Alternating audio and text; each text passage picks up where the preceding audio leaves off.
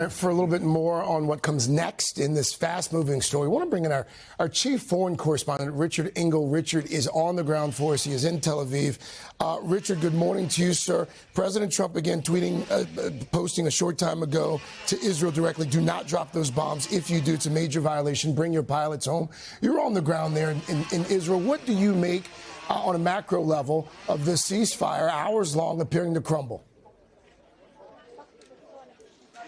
So the ceasefire could be crumbling before our eyes, Craig. Now, let me tell you where I am. I'm actually in Beersheba, and this is the apartment building that was hit by an Iranian missile this morning, and at least 4 people were killed.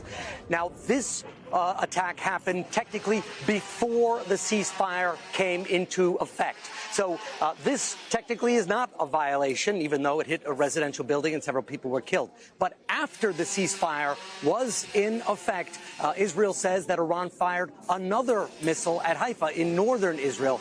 But that missile did not cause any damage, any casualties. Now, Israel is vowing to respond, and Israel says it's going to respond forcefully, and that is what President Trump is trying to stop right now, telling the Israelis to pull back their planes so that this last licks phase doesn't gain its own momentum and the ceasefire fails before it takes hold. So I think we'll really know by the end of the day, which technically is when this ceasefire is really supposed to be officially announced.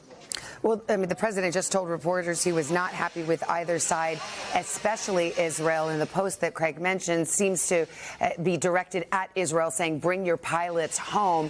Where's the disconnect here?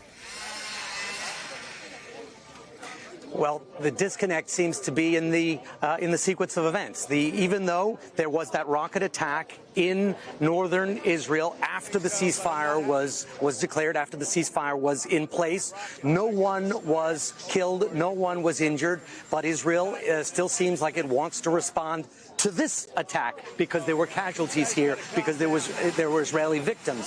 So it's a bit of an interpretation. Who gets to have the last licks? Who gets to have the final say? But I will say that I'm speaking to senior U.S. military officials and negotiators who are directly involved, and they remain somewhat encouraged that despite what we're seeing right now, a new diplomatic phase could begin shortly. Why, Richard? Really quickly, why are they optimistic?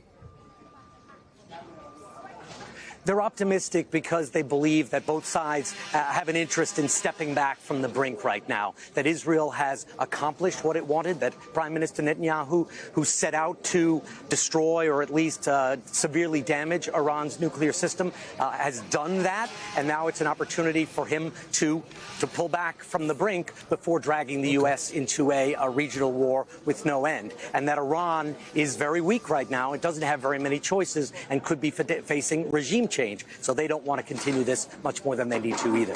Our chief foreign correspondent, Richard Engel, on the ground for us this morning in Israel. Richard, thank you. Hey, thanks for watching. And don't forget, you can catch the Today Show every morning on NBC or take Today when you're on the go. Just follow the Today podcast on Apple Podcasts, Spotify, or wherever you listen.